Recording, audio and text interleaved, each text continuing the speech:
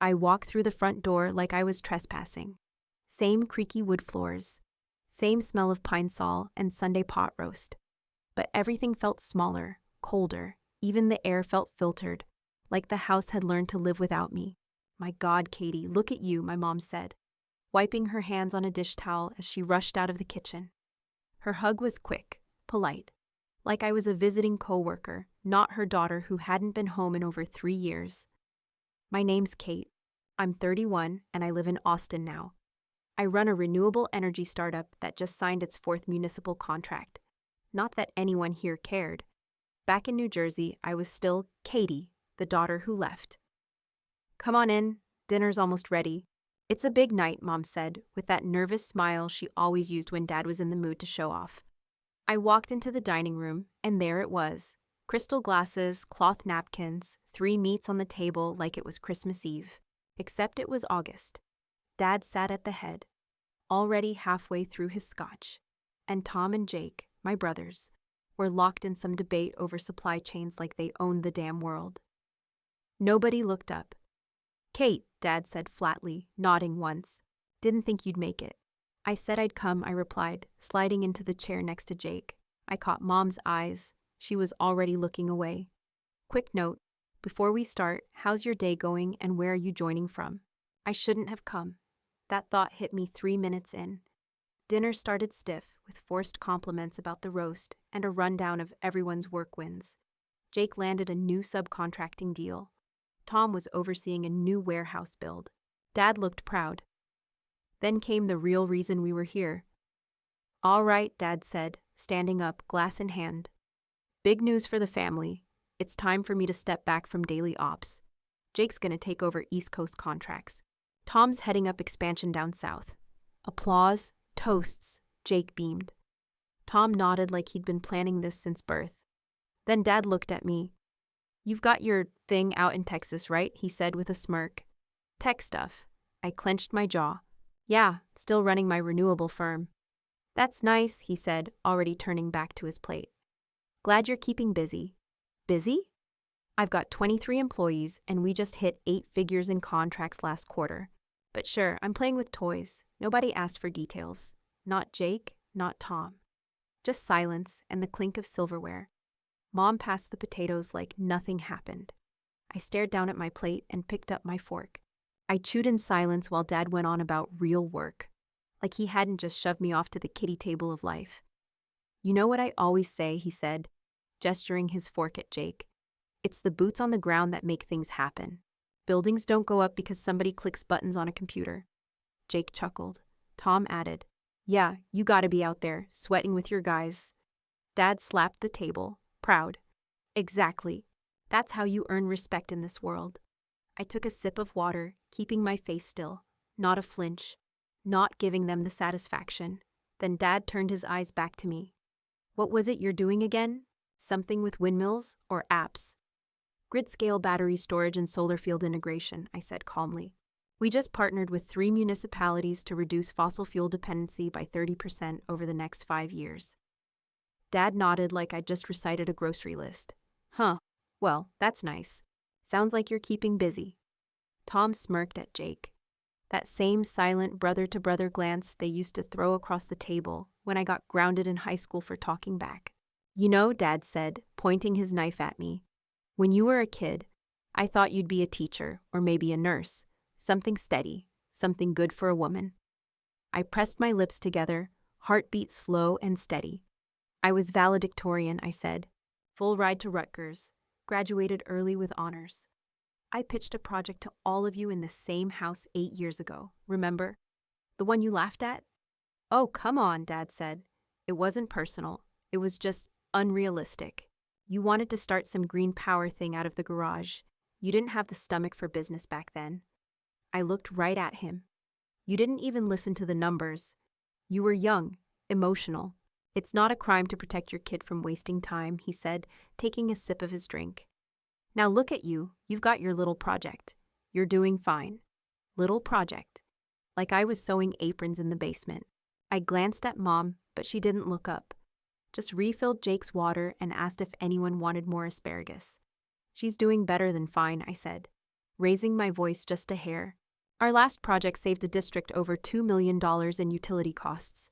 Dad leaned back, shaking his head with a grin. That's sweet, Katie, but it's not real work until you've got skin in the game. Payroll, insurance, litigation. Real headaches. The boys, they've been in the trenches. Right, I said, because I didn't bleed enough for it. No one spoke. Then he added too casually, honestly, I think you'd be happier if you stopped stressing about business altogether.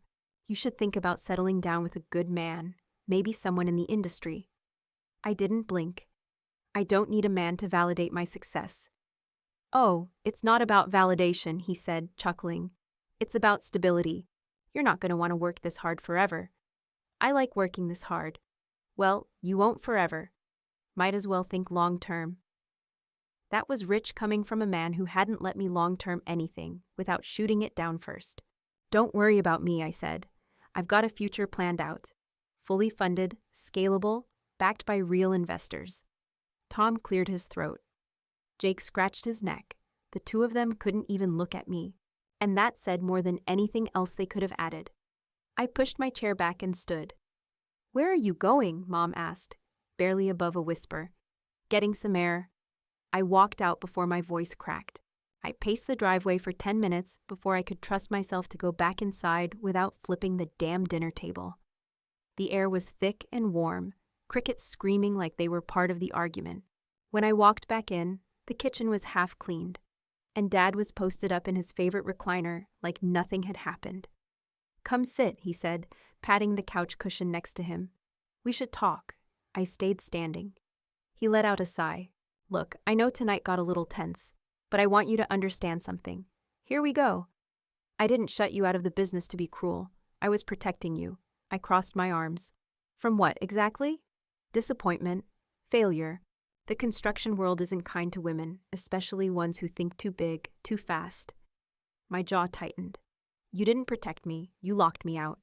I was trying to help, he said, voice steady. You had all these ideas, and I knew you'd get crushed by the reality of it all.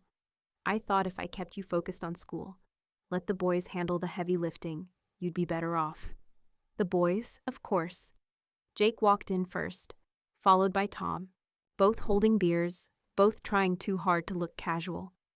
You told us not to help her, Jake said, looking at Dad. I turned fast. What? Tom nodded.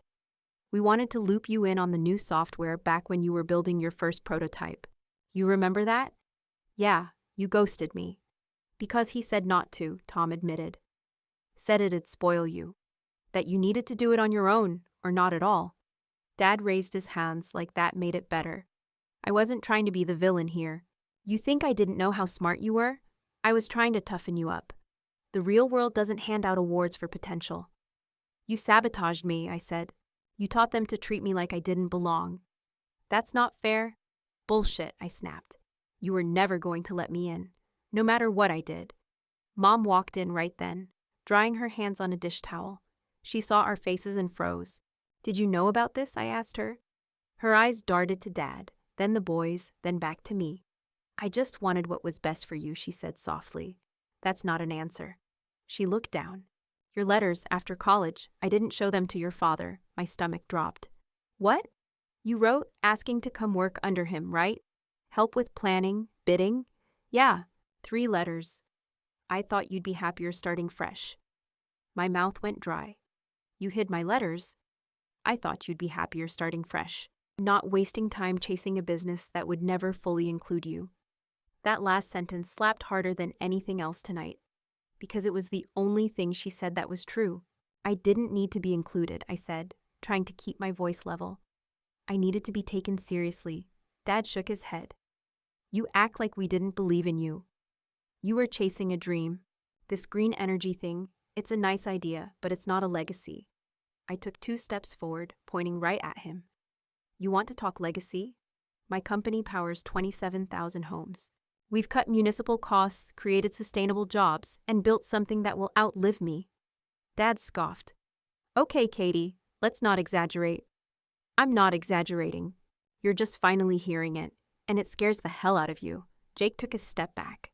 Tom leaned against the doorway like he wished he was anywhere else. Mom sat down, defeated. We didn't mean to hurt you. But you did, I said. All of you. And you made damn sure I had to do this alone. The room went still. I turned, walked out, and headed straight for the stairs. I shut the door to my old room and leaned back against it like it might hold me up. The wallpaper still had that faded pink stripe I used to hate. The twin bed creaked the same way it did when I was 17, lying awake, wondering how the hell I'd get out of this house.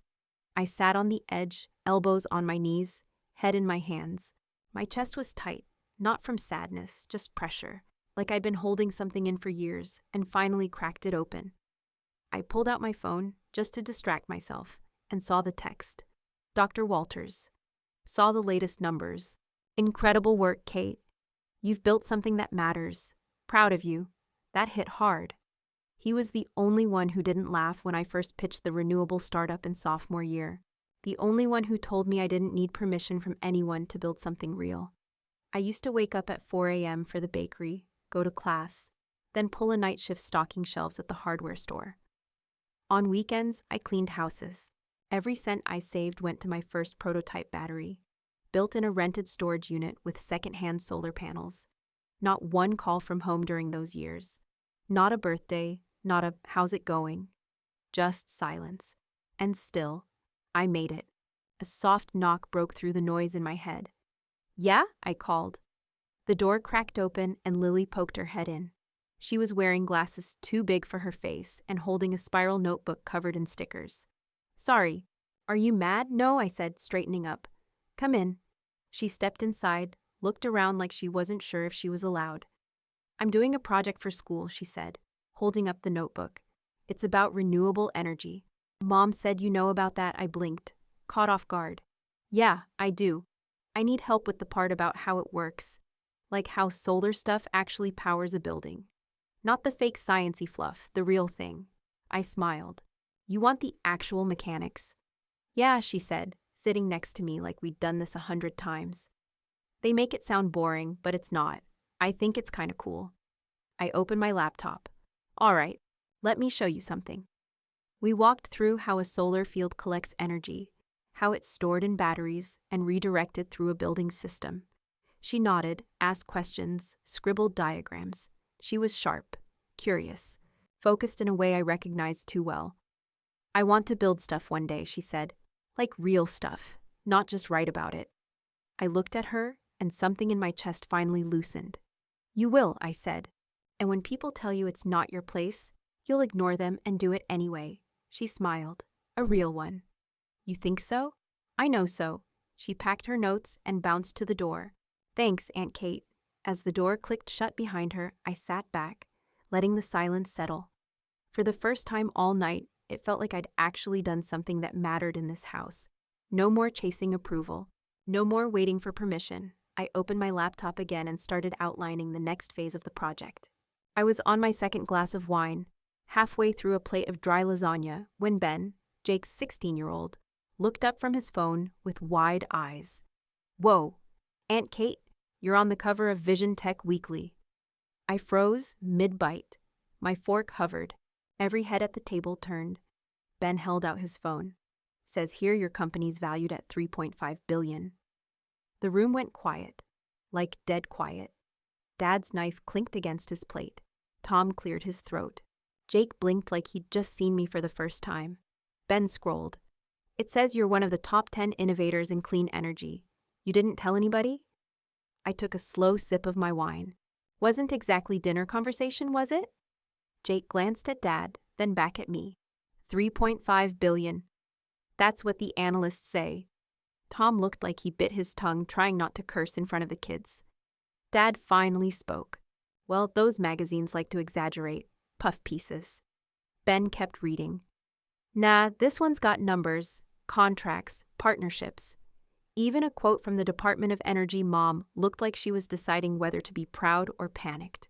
Jake laughed nervously. That's actually crazy." Dad forced a smile. "Look at you, Katie, always full of surprises." I met his eyes. "This one's not a surprise. I've been building it for almost 10 years. He waved a hand like it didn't matter. "Still, that's great. We always knew you had potential." "No, you didn't," I said. Calm. Director. You told me I was wasting my time. He laughed, fake and stiff. Oh, come on, that was years ago. We were just trying to keep you grounded. Jake jumped in, trying to smooth things over. I mean, obviously we underestimated you. That's on us. Tom said nothing, but his face said plenty. Embarrassment, regret, maybe both. Dad leaned back, arms crossed.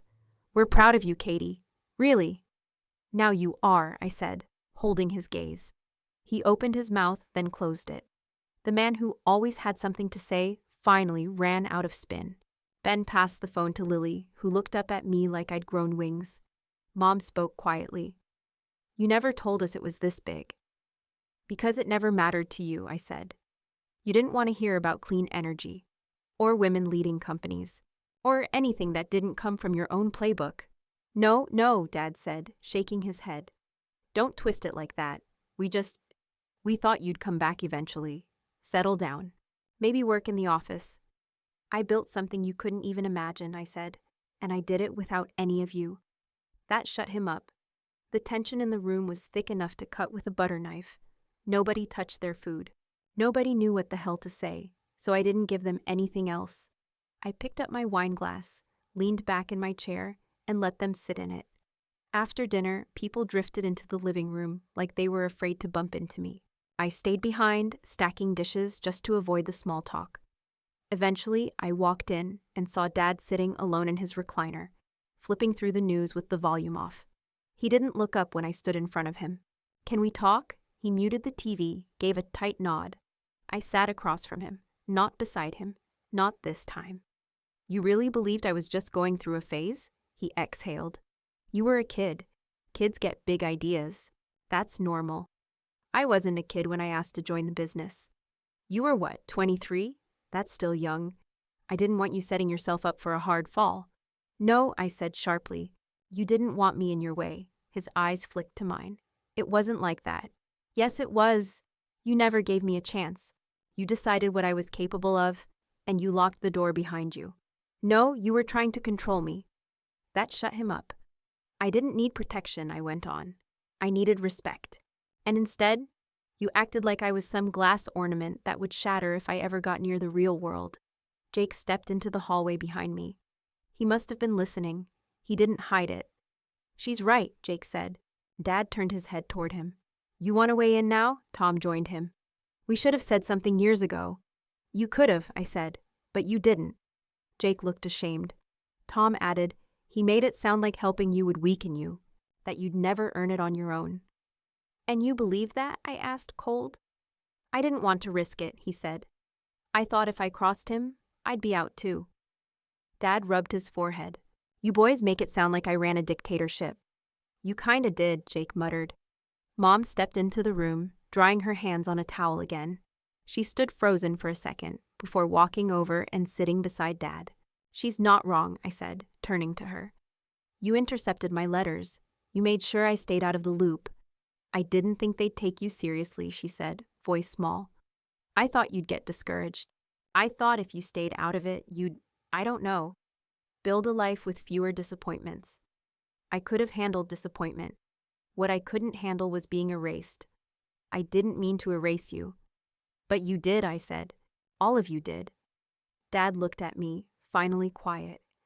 You talked about protecting me, I said. But you didn't shield me from failure. You made sure I'd never get the chance to fail in front of you. You made that decision for me. You're not exactly struggling now, he said, grasping for higher ground. Because I crawled through hell to get here. You all made it harder, not easier. They all just sat there. I stood up. I'm done pretending this didn't happen. I've spent too long making myself small to fit into your version of who I was supposed to be. I walked to the fireplace, grabbed a photo off the mantle, one of us as kids. I held it up. I was never the quiet one. I just learned to shut up around here. I set it down gently, turned around, and looked them each in the eye. Now you're going to hear my story. Whether you like it or not, I stood in front of them with that photo still burning in my hand when I said it. I'm launching a $5 million grant fund for women in renewable energy. Dad blinked first. You're doing what? A grant program. Seed funding, mentorship, full support for women building clean tech startups. It's already in motion. Tom frowned. 5 million of your own money? My company's money, I said. But yeah, I built it. I decide where it goes. Jake leaned back. You're giving it away? I'm investing in women like me. Women who were told to shut up and stay out of the way. Mom's mouth opened, then closed. She didn't get it, and I didn't care. Dad shook his head. That's a risky move, Katie. No, it's the right move. You think this industry is hard for a man? Try doing it as a woman while people like you say it's not real work. He muttered something under his breath, but I didn't stop. I've already got 3 investors backing it. First round applications open next quarter. Tom raised an eyebrow. Wait, people are funding this? Of course they are, I said. They see the future. You're still stuck in the past. That night, I went back to Austin with fire in my gut and 30 new emails in my inbox. The press release hit the next day. By the end of the week, we had over 400 applicants. Engineers, designers, scientists. Women who'd been overlooked, underestimated, passed over again and again. I read every one of them. My team got behind the project fast. Colleagues reached out. Former competitors offered to mentor. An energy conglomerate offered matching funds for the next year. The support was loud, real, and solid. Meanwhile, back home, things started shifting. Jake called first. Listen, I was wondering if I could pick your brain sometime, he said. Some of our older systems are bleeding money and I think we're missing something. Why ask me, I asked. Because you obviously know what the hell you're doing. I gave him half an hour, told him what he needed to hear, not what he wanted. He thanked me. Meant it. A few days later, Tom texted. Heard about the mentorship program. That's huge. Mind if I loop you into a few of our bids for advice? I agreed, but with clear terms. I'm not here to fix what Dad broke. If I help, it's because I choose to. Tom said he understood. Whether he actually did, I didn't care. Dad stayed quiet. I figured he'd rather eat nails than admit I was leading in a space he never even tried to understand. And for once, that didn't bother me. I wasn't building this fund to prove anything to him. This was about women who deserved a shot, who didn't have to beg their families to be taken seriously, who could build something powerful without hiding behind a man's name. That's where I wanted my energy to go now. Not into old fights, not into what-ifs, but forward, focused, unapologetic. I stood at the conference podium 2 weeks later, looked out at 300 women in the audience, and said what no one ever said to me. You don't need permission, just power and a little help finding the switch. The next time I sat at that table, the vibe was off before the food even hit the plates. Same house, same china, same stiff chairs. But the silence wasn't comfortable anymore. It was cautious. Everyone watched what they said, like they were waiting to see if I'd call them out again. Spoiler alert, I would. Dad cleared his throat once we sat down. Before we get started, he said, raising his glass, I just want to say how proud we are of Kate's persistence. I paused mid-reach for the breadbasket. There it was. Not success, not leadership. Persistence. Like I was some toddler who finally learned how to tie her shoes. She's always been a hard worker, he went on, even when the odds were against her. Especially when her own family made sure of it, I said, cutting him off. Calm. No drama. Just facts. Tom shifted in his seat. Jake looked down at his plate. Dad smiled, but it didn't reach his eyes. You've built something good, Katie. Yeah, I have, but not because of this family. In spite of it, Mom tried to soften the tension. Let's not turn this into another argument. It's not an argument, I said. It's the truth. I looked at each of them. I got laughed out of this house when I pitched my first project. I was called emotional, unrealistic, a distraction. You ignored my letters, shut me out, made damn sure I had to fight alone. Jake spoke up. I didn't realize how bad it was. I mean, I knew Dad told us not to help, but I didn't understand what that meant until now. Tom nodded. I thought you'd be fine no matter what. You always seemed so determined. I didn't see how isolated you were. You didn't want to see it, I said. You were comfortable. You had your spots. I didn't. Dad held up a hand like he still ran the room. Okay, we're not going to pretend like you were completely abandoned. You were given every opportunity. No, I took every opportunity, I snapped. You built walls. I built doors. And the second I stepped through one, You acted like I was being difficult. Silence again. Then Mom leaned forward. I was wrong, she said, just like that. I thought I was protecting you too, but I didn't listen to you. I didn't see how much that hurt. I met her eyes. She meant it. I should have supported you, she added. Really supported you. I see that now. Jake looked at me. I'm sorry, Tom echoed it. Me too. I nodded, still holding steady. I wasn't here for pity or points. I just wanted it said. This didn't have to be this hard, I said. But it was, and I won't pretend it wasn't. Dad stayed quiet. I think he knew anything he said now would only make it worse. For years, I said, you made me feel like I had to earn my seat at this table. Like it wasn't mine by default. Well, let me be clear. I don't need a seat here anymore. I've got my own table now. That landed. Nobody argued. Mom spoke again, voice stronger this time. Maybe we need to start listening to you now. Not just me, I said. Start listening to the girls in this family, the women, the ones who don't fit your mold. Lily smiled at me from across the table. She got it. I didn't feel triumphant. I didn't feel bitter. I just felt done. Like the chapter had finally ended. Not because they closed it, but because I did. I picked up my glass. To moving forward, I said, a few weeks after that dinner, I got a text from my dad. Will you be home for Christmas? No apology, no fake warmth, just a plain ask. I stared at it for a minute, then typed back, yeah, I'll come. I didn't expect anything. I wasn't going back to smooth things over. I just wanted to show up on my terms. When I pulled into the driveway, there were already 4 cars out front. Lights in the windows, smell of cinnamon and roast beef coming from the kitchen. Same setting, but different energy. Dad met me at the door, not with a hug, but with a nod.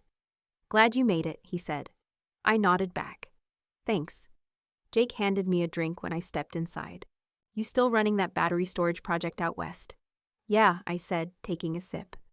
Pilot's already live. LA just approved phase 2. He whistled. That's legit. Tom stepped in. I read about that grant program. You're doing something real out there. No jokes, no dismissive tone, just respect. Dinner was easy. We talked about the supply chain mess, tax incentives for clean energy, even a few leads I passed on to Tom. For the first time, I wasn't explaining myself, I was just talking. And they were actually listening. Mom asked about the girls in the mentorship program. How are they doing, she said. Are they making progress? I smiled. One's already filed her first patent. 2 are in pre-seed talks. She nodded. That's good. Really good. Even Dad stayed quiet, just listening as I talked. No eye rolls, no cutting in. When dessert hit the table, Lily came over with her laptop and sat next to me. Want to see my project? She pulled up a mock design for a community solar array. I laughed. You got the layout right and everything, she grinned. I remembered what you said.